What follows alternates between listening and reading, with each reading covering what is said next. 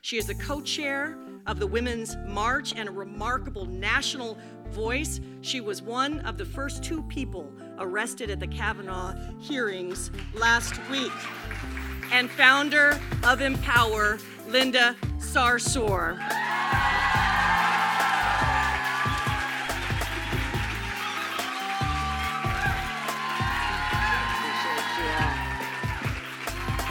Thank you. How's everybody doing? So you already know me, I'm fired up. Every day I wake up fired up. And I thank you, Amy, for having me here today. I pray to God that they, postponed the Kavanaugh hearing while I was going to be here, which they did, and I'll be there on Monday.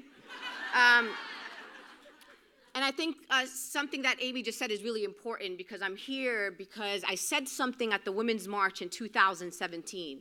And I want you to remember what I said, because it was very important to me to say this, particularly because there was a lot of white women that came to the Women's March.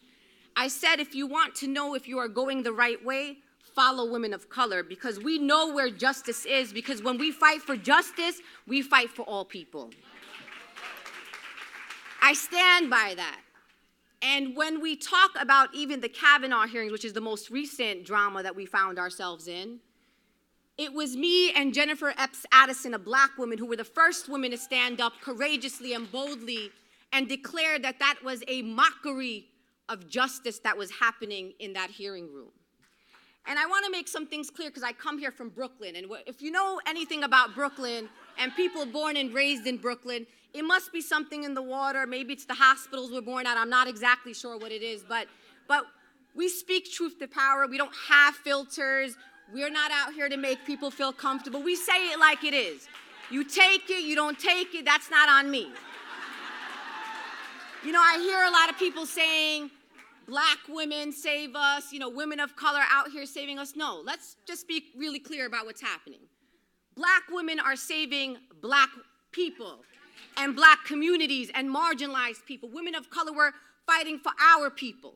And what happens when we fight for our people is that when black women are free and Native women are free and Latinas are free and Asian Americans are free and Palestinian women are free and Arab American women are free and trans women are free, then everybody's free. So that's what we're doing here. I'm not trying to save someone who has a lot more privilege than I have. When my people are saved, then we're all saved. So that's the first clarification that I'd like to make. What women of color also have a great understanding of a practicality is this idea of intersectionality. And I want to, because people are watching, let's just define it one more time, and let's be clear that this is a term given to us by a black woman named Dr. Kimberly Crenshaw. So let's be credit where it's due. Intersectionality is not about black women and white women organizing together, or black women and Asian women, that's not what intersectionality is. So if that's what you think it is, delete. I'm about to give you the definition. Intersectionality is this idea, this tangible opportunity for us to organize across oppression. The idea that you can't combat anti-black racism without also combating xenophobia and misogyny and sexism and anti-Semitism and Islamophobia and transphobia and homophobia. That you can't just fight against one branch on the larger tree of racism. That we have to understand that we are whole people. I am a woman and a woman of color. I am a Muslim woman. I'm also a daughter of immigrants. I live in an urban city. I come as a whole person. I'm a mom. So when we ask people to show up in a space and leave a part of them out because it makes somebody else feel uncomfortable, that is not intersectionality. So they said, Linda, you're really divisive because you always want to talk about race. You're a race baiter.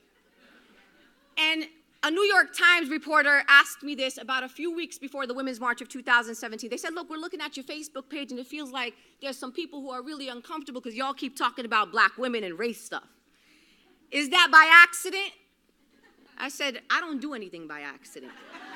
I said, this idea of being able to talk about women's issue through a racial justice lens is by design, because that's the reason why we're in this situation right now.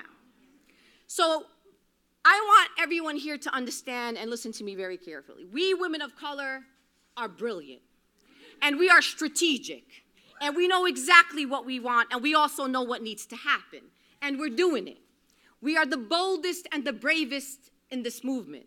I can take you to 50 states. Let's go to the front lines of the environmental justice movement, the immigrant rights movement, racial justice, anti-police brutality. Guess what?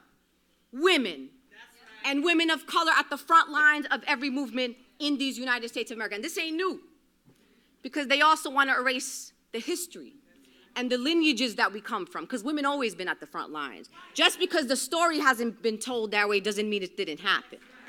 But you know what? We got social media now. So now we tell our own stories, and we're archiving our stories. But I'll just say this. Women of color are closest to the pain, which makes us closest to the solutions. And people just got to come to terms and give us this opportunity to lead in this moment. What's the worst that's going to happen? How much worse can it get? So my love letter to women of color is this. Show up, all of you. All outrageous and angry, all of you, right? I want you to be very black and very Latina and very Asian and very trans and very Muslim and very refugee and very everything that you are. I want you to be very radical. I want you to be very progressive. Don't let anybody tell you, don't be too progressive, because you know what? When I was talking about Medicare for All 5 years ago, they were like, you're politically naive. You have no idea what you're talking about. You're bringing this socialism stuff out here. All of a sudden, 5 years later, everybody's running on Medicare for all. So whatever I say now is going to be mainstream in 5 years, just so you know.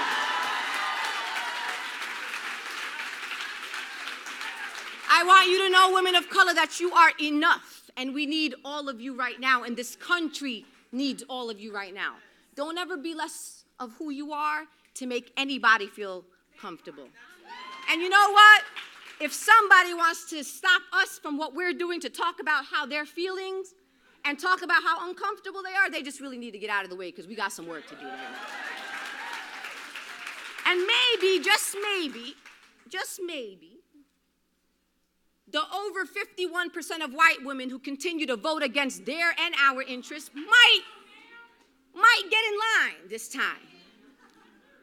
But I'm not waiting for them, because we are the majority, and we're winning races across this country, and we're organizing, and we're mobilizing, and we're organizing the largest single-day demonstrations in American history. And we're going to stop Kavanaugh from getting on the Supreme Court. So I'm not waiting, but the doors are wide open. Everybody's welcome to our movement.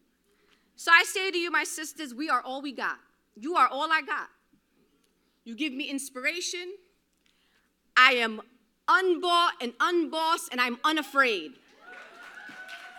And I say to all of you, stay unapologetic, because she the people and we the people. Thank you very much.